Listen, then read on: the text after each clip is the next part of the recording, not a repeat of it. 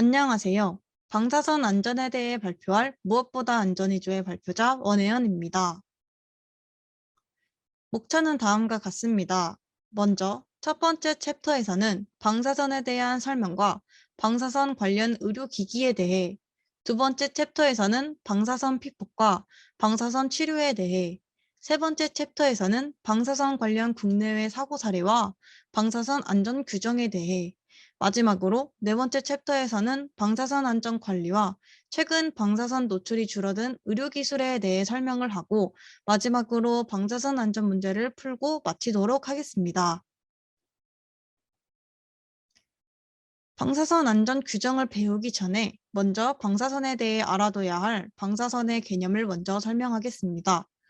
방사선이란 불안정한 상태의 원자들이 안정적인 원자 핵으로 바뀌려 할 때 나오는 특정한 입자나 빛을 말합니다.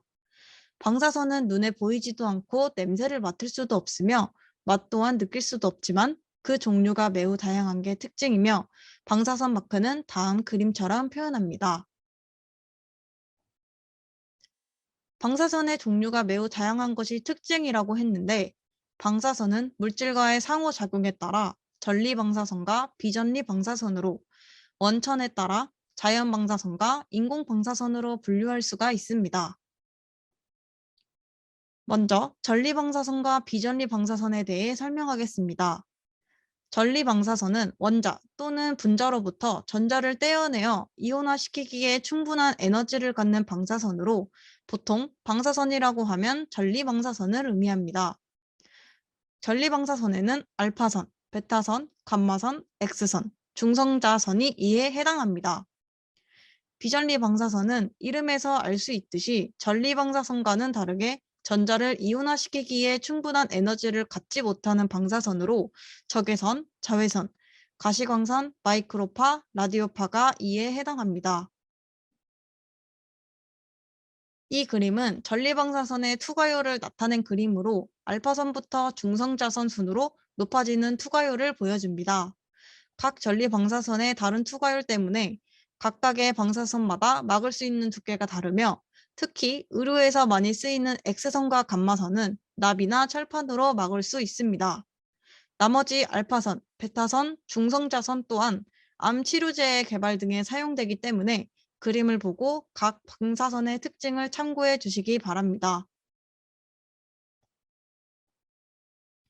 다음은 자연방사선과 인공방사선에 대해 설명하겠습니다. 두 방사선은 원천에 따라 분류한 것으로 지구상의 모든 물질로부터 자연적으로 생긴 방사선, 즉 자연에 존재하는 방사선을 자연 방사선이라고 합니다. 자연 방사선은 나라와 지역마다 다르며 우주 방사선, 지각 방사선, 음식물 섭취를 통한 자연 방사선, 라돈에서 방출되는 알파선 등이 이에 해당합니다. 반대로 사람의 인위적인 행동에 의해 생겨나는 방사선을 인공방사선이라고 하며, 방사선 낙진, 의료 목적 방사선, 산업체 발생 방사선 등이 이에 해당됩니다. 방사선과 방사능은 얼핏 보면 헷갈릴 수 있는 단어이기 때문에 방사선과 방사능의 차이를 한번 짚고 넘어가겠습니다. 방사선은 입자나 빛, 전파 형태를 띤 일종의 보이지 않는 광선이고, 방사능은 방사성 물질이 방사선을 내는 강도를 뜻합니다. 쉽게 이해하기 위해 전구로 예를 들면 전구가 내는 빛은 방사선, 전구의 밝기를 방사능이라고 표현할 수 있습니다. 방사선은 그림에서 볼 수 있듯이 광범위하게 사용되는 광선입니다. 특히 의료 분야에서는 방사선의 주요 특징으로 직진작용, 투과작용, 이온화작용, 형광작용, 사진작용이 있어 근육, 뼈, 물, 공기, 그리고 종양의 조성에 따라 대응하여 물리학적, 화학적, 생물학적 성질 등에 활용해 해그학 영상, X선 검진, 암치료 등에 사용되고, 의료용 기구 소독 등에도 사용이 됩니다. 다음은 방사선을 사용하는 의료기기에 대해 설명하겠습니다. 크게 진단용과 치료용으로 나눌 수 있으며, 먼저 진단용 의료기기부터 설명하겠습니다. 진단용 의료기기에는 X선을 이용해 질병을 진단하는 기기인 X선 사용기기가 대표적입니다.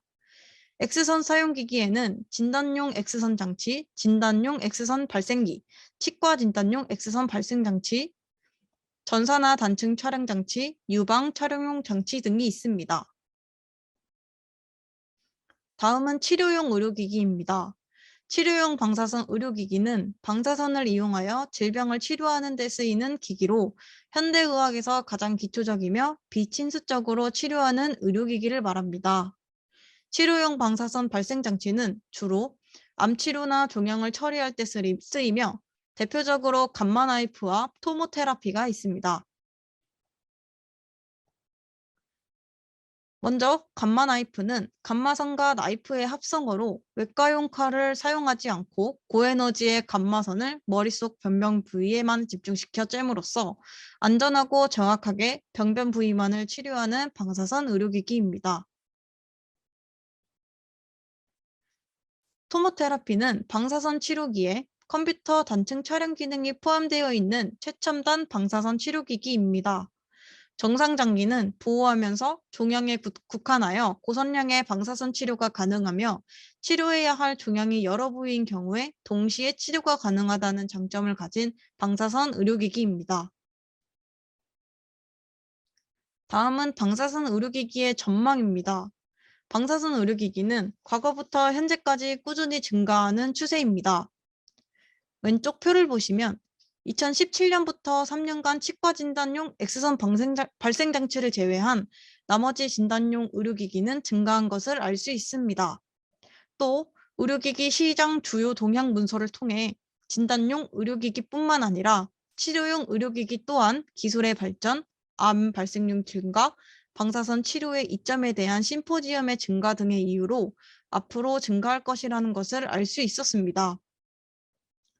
방사선 의료기기의 증가로 인해 암의 진단을 편리하게 할 수 있다는 장점이 있지만 방사선 피폭 등의 문제 또한 큰 관심이 되었습니다. 방사선 피폭은 인체에 좋지 않은 영향을 미치기 때문에 방사선 관련 종사자들은 안전에 유의하며 방사선을 다루어야 합니다. 이어서 방사선 피폭에 대하여 설명하겠습니다. 앞서 방사선 의료기기의 수요가 늘고 있는 추세인데 우리는 의료기기에 사용되는 방사선을 왜 무서워해야 하고 왜 사용하는지에 대해 알아보도록 하겠습니다. 먼저 방사선이 위험한 이유입니다. 방사선이 위험한 이유는 방사선의 전리작용 때문입니다. 전리작용은 방사선이 쏘여지고 원자에 도달을 했을 때 균형을 이루는 원자에서 전자를 튕겨내어 양이온과 전자로 분리시키는 것을 전리작용이라고 합니다. 우리 몸도 분자들로 이루어져 있기 때문에 전리작용을 DNA 구조에 적용시켜 보겠습니다. 방사선이 쏘여지면 방사선은 우리 몸을 통과하거나 흡수를 하게 됩니다. 그러한 과정에서 세포 내의 분자를 하나씩 건드리며 통과를 하게 되고 그로 인해 DNA 나선 구조의 단면이 절단되는 영향을 미치게 됩니다. 방사선이 원자에 영향을 주는 것 중에서 특히 세포의 DNA 구조가 가장 치명적인 피해를 받기 때문에 방사선은 위험하다고 말할 수 있습니다. 그런데 방사선에 피폭된 양이 적어서 경미한 피해가 일어났을 경우에는 DNA 자체에서 스스로 복원하는 기능이 있기 때문에 자체적으로 치유를 할 수 있습니다. 하지만 많은 양의 방사선에 피폭이 되게 되면 넓은 피해로 나선 구조의 여러 단면이 절단이 되게 되고 DNA는 복구를 할 때 그림처럼 본래 연결되어야 하는 부분이 아닌 다른 곳에 연결이 되어 복구가 잘못되는 복구 현상이 일어나게 됩니다. 이렇게 되면 일반적인 모습과는 다른 모습을 띠게 되는 돌연변이가 나타나게 됩니다. 그럼 이 방사선이 인체에 어떤 영향을 미치는지 알아보겠습니다. 방사성 물질의 종류에 따라서 인체 부위별로 다른 질병을 양성하게 되는데 사람의 몸이 방사선에 어느 정도 노출되었는가에 따라 백혈구가 일시적으로 감소하거나 내장 조직이 피해를 받거나 궤양이 생기는 등의 영향을 미치게 됩니다. 이는 방사선에 인체가 피폭되었다고 바로 나타나는 것이 아니라 어느 정도 일정 기간에 따라서 몸에 나타나게 됩니다. 그런데 방사선은 방사선 관계 종사자와 일반인 모두 받고 있습니다. 방사선 관계 종사자 같은 경우에는 방사선 기기와 가까이 하여 업무를 보기에 방사선으로부터 영향을 받고 있고 일반인들도 일상생활에서 영향을 받고 있습니다. 그래서 종사자와 일반인으로 구분지어 방사선의 선량 한도의 기준표가 정해져 있습니다. 방사선 관계 종사자의 유효 선량은 5년간 100mSv 정도이고 일반인은 연간 1mSv 정도입니다. 다음은 방사선 피폭량과 미치는 영향입니다.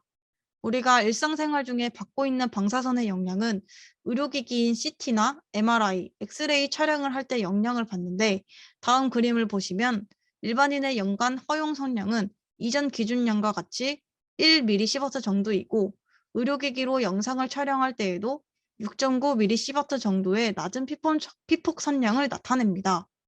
다만 상대적으로 암 치료 시 사용하는 방사선 치료의 경우에는 4,000에서 5,000mSv 정도의 영향을 받게 됩니다. 이 점을 기억하고 다음 유효 선량에 따른 증상과 비교해 보겠습니다. 유효 선량에 따라서도 다른 증상이 나타나게 되는데 X선을 일시에 전신에 받았을 경우 발생하는 증상의 표를 보시면 방사선 치료를 제외하고는 나머지가 다 mSv 단위였기 때문에 임상적인 증상이 나타나지 않습니다. 그렇다면 표에서는 0.5시버트 이상부터는 증상이 나타나기 때문에 방사선 치료 시에는 영향이 가게 됩니다. 그렇다면 방사선 치료를 행하는 이유를 알아보겠습니다.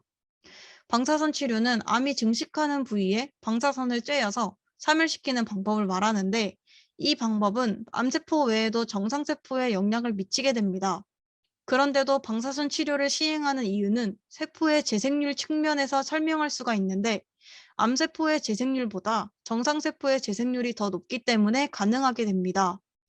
예를 들어 방사선을 쐬었을 때 암세포 100개, 정상세포 100개가 손상이 되었다면 정상세포는 암세포에 비해 약 4배 정도의 재생률을 보이게 되어 이런 치료를 여러 번 걸쳐 방사선 치료를 받게 되면 그 격차는 점점 더 벌어지고 결국 암세포를 사멸시키는 원리로 치료를 할 수 있게 됩니다. 이러한 방사선 치료는 여러 번 나눠서 시행을 하게 됩니다. 이어서 우리가 평상시에 의료기기나 산업체에서 사용하고 있는 방사선이 우리나라에서 어떤 사고가 있었는지 살펴보려 합니다. 먼저 산업체의 방사능 누출과 관련된 사고를 말씀드리겠습니다. 우리나라에는 4개의 원자력 발전소와 24기의 원자로가 가동 중입니다. 그 중에서 경주에 위치해 있는 2개의 원전 중 2020년도에 방사성 물질이 오염되어 방사능이 기준치보다 누출되어 위험이 고려된다는 뉴스가 발표되었습니다. 먼저 뉴스 영상을 보겠습니다.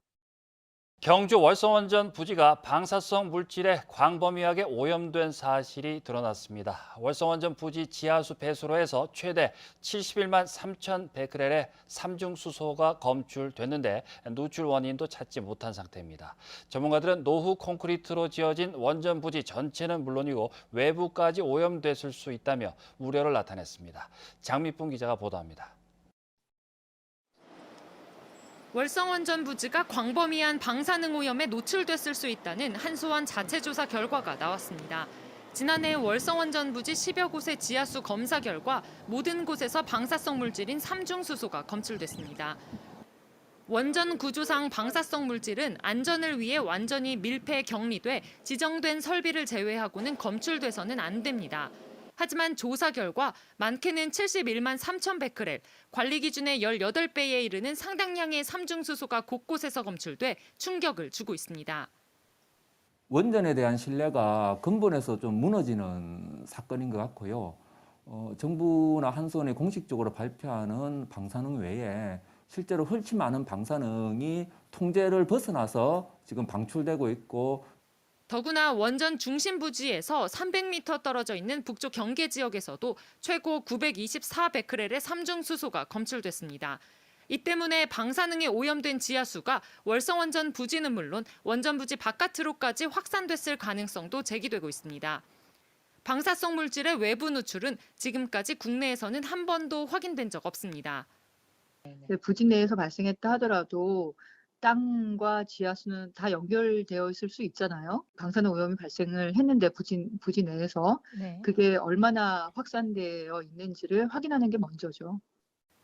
전문가들은 월성원전 4기 모두 20년 된 노후 설비로 돼 있어 고농도의 방사성 물질 관리에 특히 더 취약할 수밖에 없다고 지적합니다.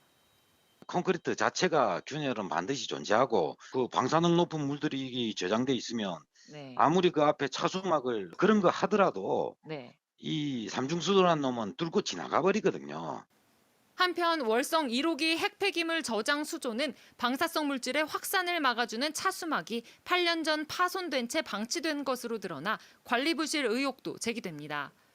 한수원은 삼중수소가 검출된 것은 모두 원전 부지 안에 위치해 외부 유출이라고 할 수 없고 비계획적인 유출도 확인된 바 없다는 입장을 밝혔습니다. MBC 뉴스 장미쁨입니다. 뉴스에 대한 내용을 요약해 말씀드리면 지난해 월성원전 부지 10곳에서 지하수를 검사를 했더니 방사성 물질인 삼중수소가 검출이 되었다고 논란이 있었습니다. 저희 조에서는 우리나라에서 방사성 물질이 누출된 기사를 찾다가 이 기사를 접하게 되었는데 좀 더 찾아보니 해당 뉴스는 조금 과장되어서 나타났다고 전문가들이 밝혔습니다. 이에 대해 바로잡고자 설명을 해드리겠습니다. 한 전문가는 인체 피폭량은 시버트라는 단위로 측정이 되고 바나나 한 개를 먹으면 0.1 마이크로 시버트만큼 피폭이 된다고 하였습니다.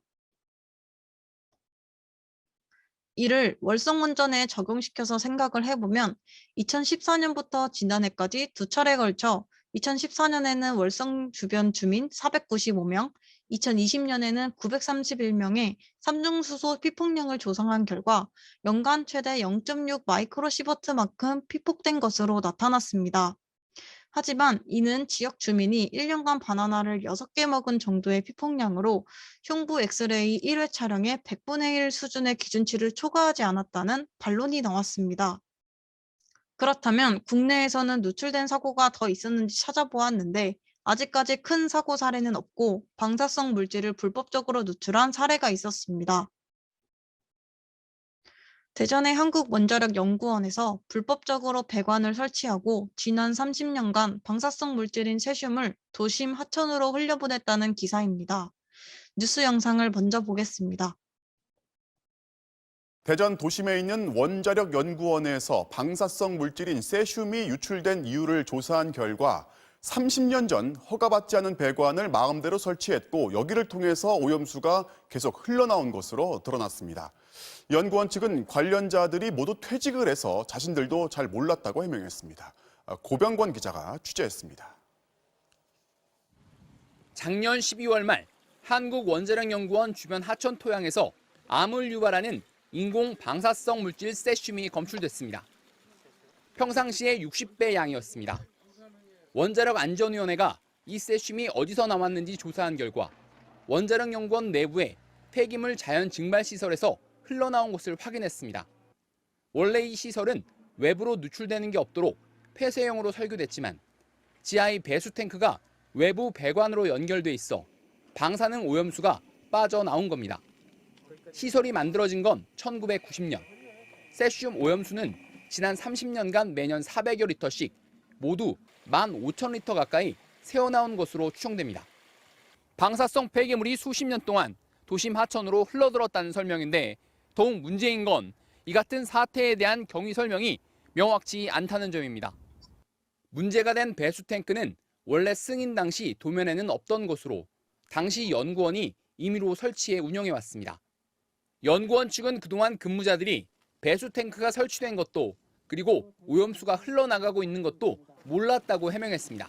관련된 사람들이 전부 다 이제 퇴직한 관계로 정확한 정황은 알 수 없습니다만. 원자력연구원은 또 세슘이 토양에서는 다량 검출됐지만 하천의 경우엔 최소 검출 농도 미만으로 확인됐다고 강조했습니다. 하지만 시민들은 불안감을 감추지 못합니다. 인근에 10년 이상 살았던 분들에 대한 역학조사를 체계적으로 지금부터 해야 된다고 생각합니다. 그리고 그게 진행되는 동안 연구원에 핵 관련한 모든 실험과 연구를 중단해야 합니다. 원자력연구원이 뒤늦게 안전관리 조직을 만들겠다고 약속하고 대전시도 정부 차원의 안전대책을 요구하고 나섰지만 파문은 쉽게 가라앉지 않을 전망입니다. MBC 뉴스 고병권입니다. 월성 원전 기사와 대전 원자력 연구원 기사 모두 작년에 보도된 내용인데 방사선 안전에 대한 안전 불감증이 커지게 되고 있는 상황으로 방사선 영향의 우려가 커지고 있는 상황이라 볼 수 있습니다. 다음은 방사선에 피폭된 사례로 방사선 노출로 인해 손가락이 괴사된 정형외과 의사에 대한 기사입니다. 먼저 뉴스 영상을 보겠습니다. 일본 후쿠시마 원전 사태로 방사능에 대한 우려가 큰데요. 최근 보고된 한 연구 사례에 눈길이 쏠립니다. 17년 동안 매일 엑스레이 장비를 사용해서 척추 치료를 한 의사가 있었는데 오랫동안 방사선에 노출된 손이 새까맣게 썩었습니다. 최은미 기자가 취재했습니다. 방사선을 이용해 환자의 허리 속을 들여다볼 수 있는 엑스레이. 칼을 대지 않고 디스크를 치료하려면 이 같은 장비가 필수인데 문제는 이때 노출되는 방사선입니다. 17년간 디스크 환자들을 치료하면서 엑스레이 방사선에 노출된 의사의 손입니다. 양손 엄지와 집게 손가락이 새까맣게 죽어 있습니다. 의사가 방사선 노출로 직접적인 손상을 입은 보고는 이번이 처음입니다. 소량이지만 오랜 기간 누적되었을 때 이 피폭이 그대로 체내에 누적돼서 나타나는 효과로 보시면 되겠습니다. 방사선을 이용하는 검사 장비는 엑스레이와 CT, 펫CT, 다양한 방사선 차단책이 마련됐지만 한계가 많습니다. 이렇게 납으로 만들어진 보호 장비로 갑상선과 생식기 부분은 보호하는데 직접 시술해야 하는 손은 노출될 수밖에 없습니다. 보호장갑도 있긴 하지만 미세혈관이나 신경 등을 시술할 땐 손이 둔해져 잘 쓰지 않습니다. 방사선 장비를 이용하는 빈도수가 점차 높아지면서 검사를 받는 환자는 물론 의료인을 위한 방사선 차단 대책이 시급합니다. MBN 뉴스 최은미입니다. 이 뉴스 내용처럼 전공의들의 방사선 무방비 노출에 대한 사례도 계속해서 발생되고 있습니다. 환자에 대한 피폭도 없는 것이 중요하지만 전공의들에 대한 피폭도 줄일 필요가 있습니다. 이러한 방사선에 대한 위험성을 경고하기 위해 실제 사건을 바탕으로 영화가 만들어지기도 했습니다. 해당 영화를 소개하면서 원전 사고가 일어났던 두 지역에 대해 말씀드리겠습니다.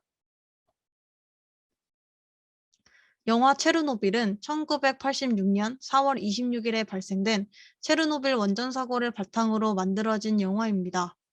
이 영화는 전원 공급이 상실되던 상황에서 부하 검사에 관한 실험을 진행하던 중에 원전 폭파 사고가 발생한 내용을 다루고 있습니다.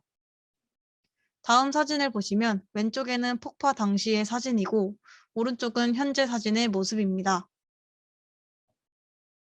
체르노빌 원전 사고는 유럽 전체에 걸쳐 19만 제곱킬로미터에 이르는 영역이 제곱미터당 37kBq 이상의 방사능으로 오염되었으며 주변 3국의 오염 규모는 15만 제곱킬로미터에 이르렀던 원전 사고입니다.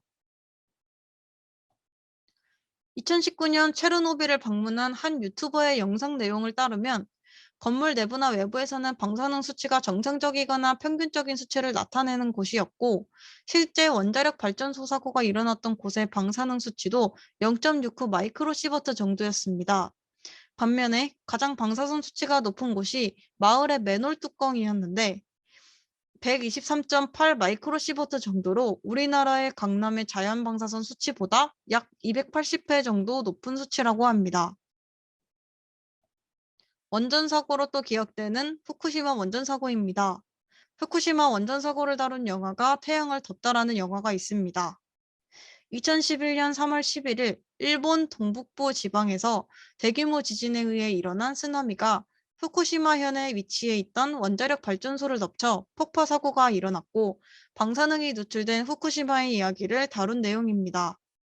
심각한 방사능 노출이 발생되면 오랜 시간 후 복구가 되기 때문에 아직까지도 많은 후유증을 앓고 있다고 합니다.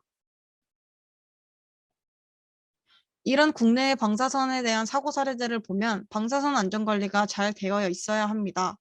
이러한 방사선 안전관리에 관한 규정이 어떻게 되어 있는지 살펴보도록 하겠습니다.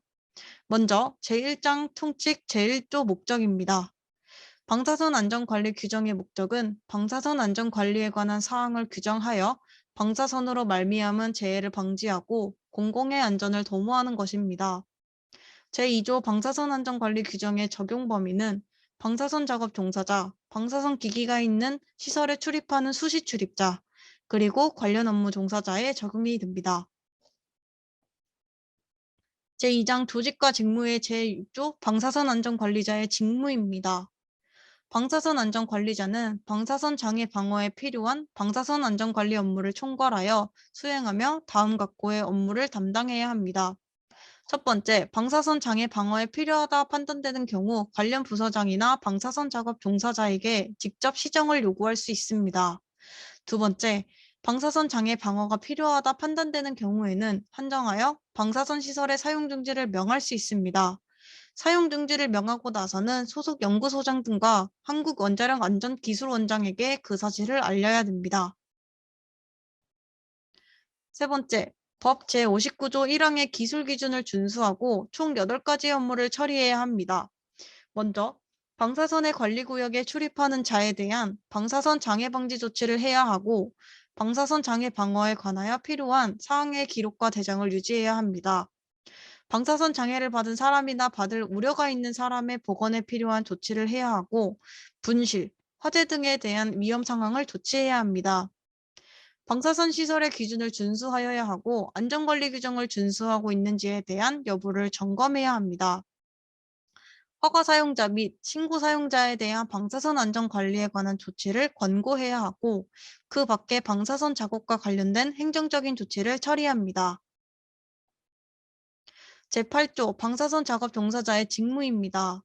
방사선 작업 종사자는 방사선 안전을 위해 다음 2가지의 사항을 성실히 수행해야 합니다. 첫 번째, 방사선 안전관리자와 관련 부서장의 지시를 받아 방사성 동위원소 등의 사용, 보관, 저장, 운반, 폐기 등의 업무를 수행해야 합니다.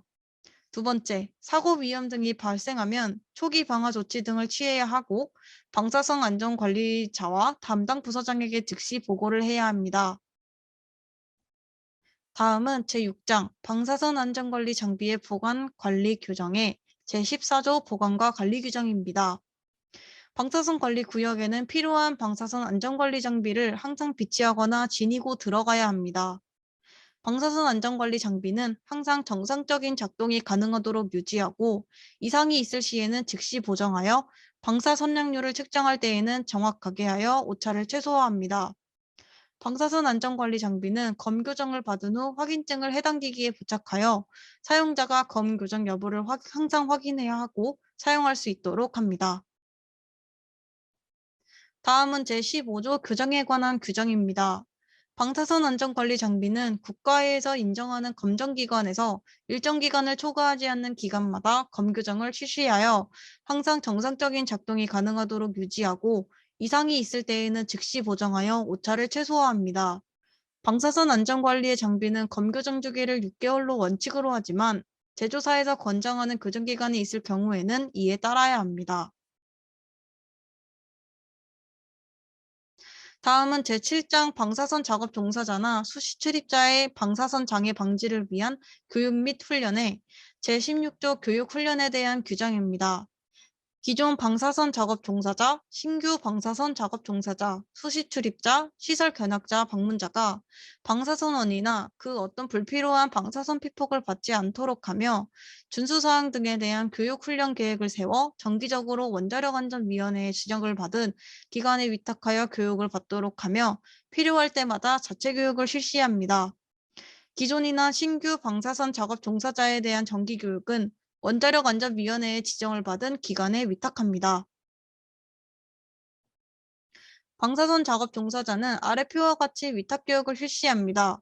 교육과정 및 시간은 신규 교육 시간과 정기 교육 시간으로 나누어져 있고 신규 교육 시간에서 기본 교육은 8시간 이상, 직장 교육은 4시간 이상, 정기 교육 시간의 기본 교육과 직장 교육은 모두 매년 3시간 이상으로 되어 있습니다. 수시 출입자는 이전 표에 따라서 기본 교육 또는 직장 교육을 실시하거나 방사선 관리 구역을 출입할 때마다 교육을 실시합니다.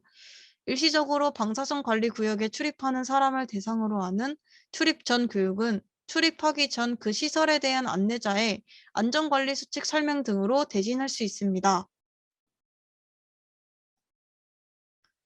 방사선 안전관리자는 면허보수 교육을 받아야 하며 규정 외에 필요할 때에 안전교육을 별도로 자체 실시합니다. 신고사용 방사선 안전관리자 및 대리자, 신고사용 방사선 작업 종사자는 방사선 장애 방어를 위해 매년 기본교육 및 직장교육을 다음과 같이 실시할 수 있습니다. 방사선 장애 방어에 대한 교육 훈련 일지에 따라 실시를 하고 원자력안전위원회의 교육 지정을 위탁받은 기관의 위탁교육을 받습니다.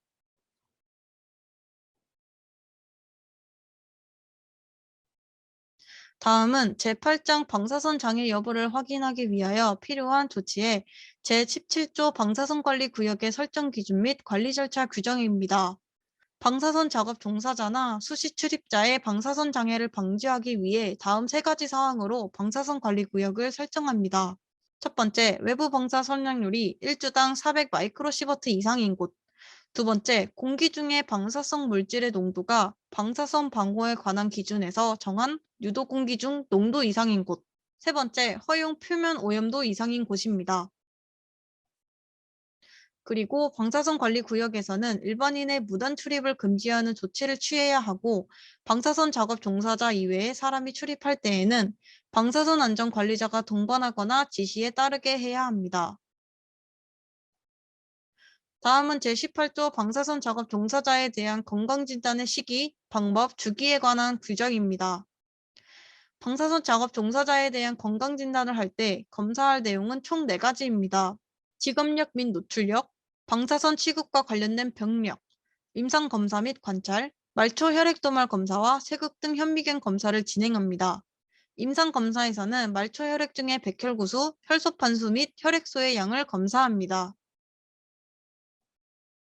건강진단을 실시하는 시기는 최초 방사선 작업에 종사하기 전, 방사선 작업에 종사 중인 자에 대해서는 매년, 그리고 방사선 작업 종사자에 대한 피폭 방사선량이 선량 한도를 초과한 때에 건강진단을 실시합니다.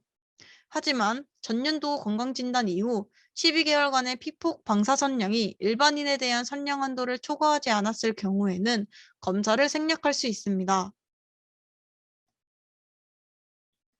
다음은 방사선 관리가 어떻게 진행되는지에 대해 알아보겠습니다.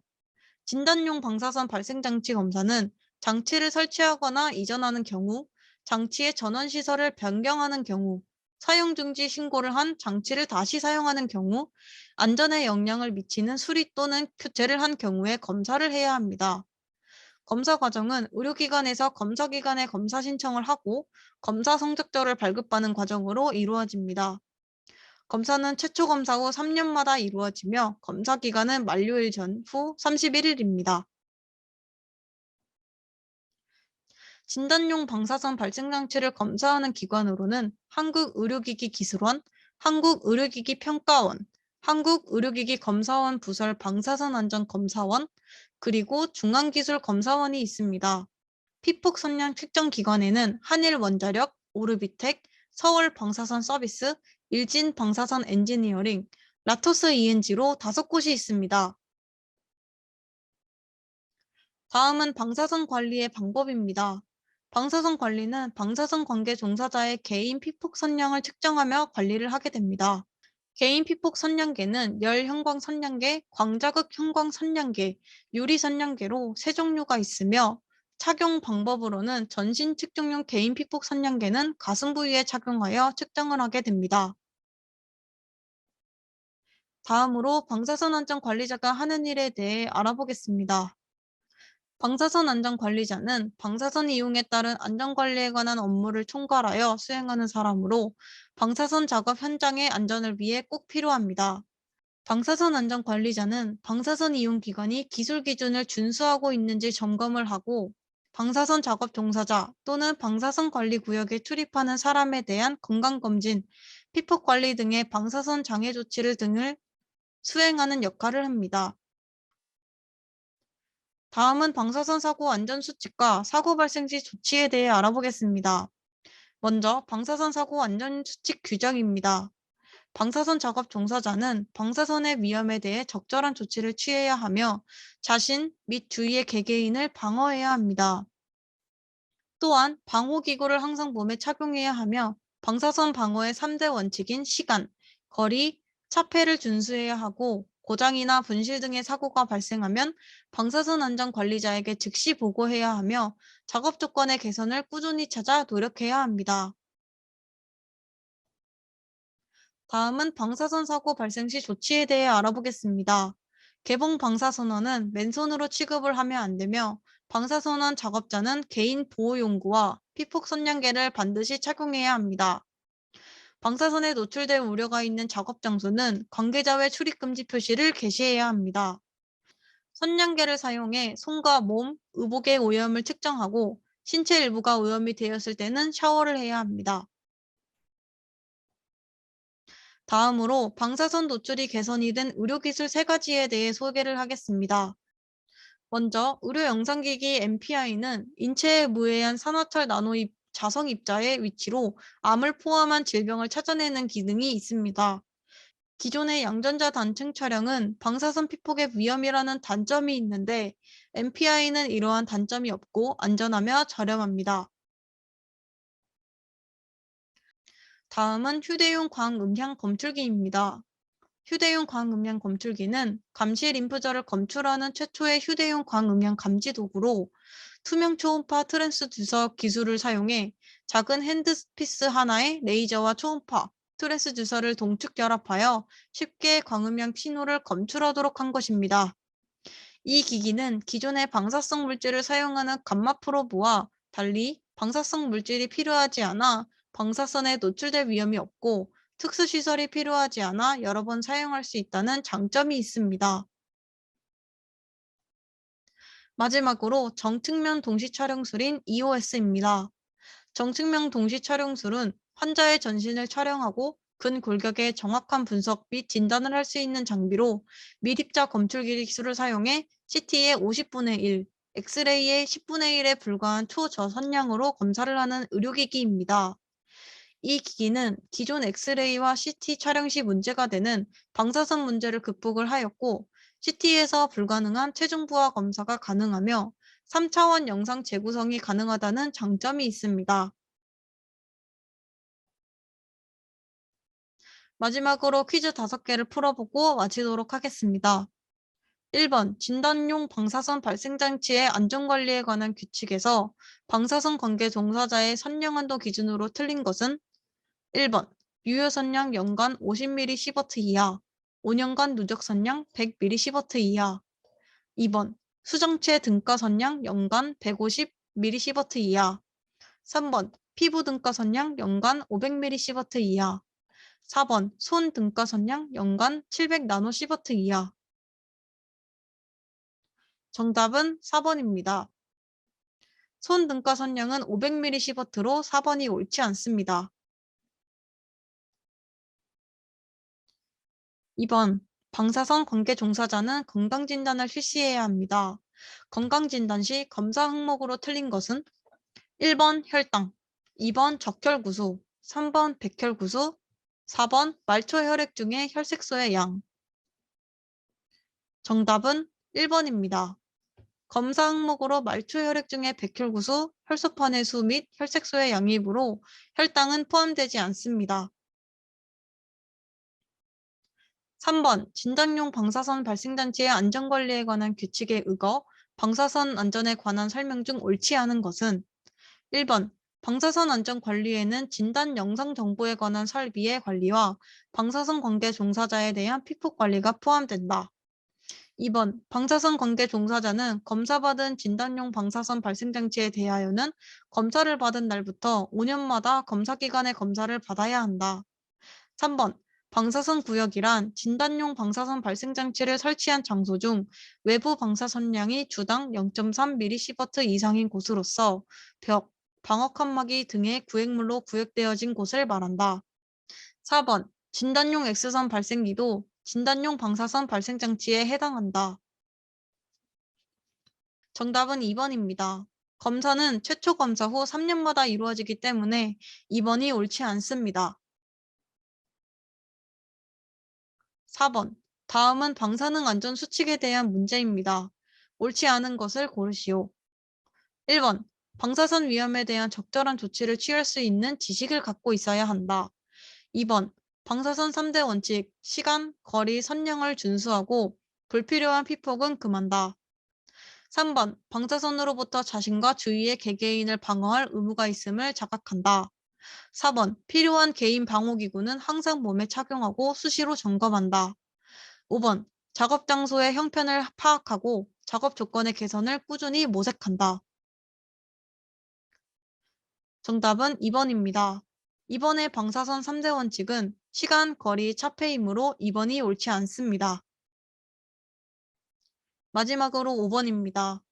방사선 작업자에 대하여 일정 기간 동안의 피폭 선량이 최대 허용 선량을 초과하지는 않았으나 초과될 염려가 있다고 판단하였을 때 작업 책임자가 취할 수 있는 조치로 적절하지 않은 것은 1번. 작업 방법을 개선한다. 2번. 차폐 및 안전설비를 강화한다. 3번. 작업자를 다른 곳으로 배치한다. 4번. 방사성 물질을 태워서 폐기시킨다.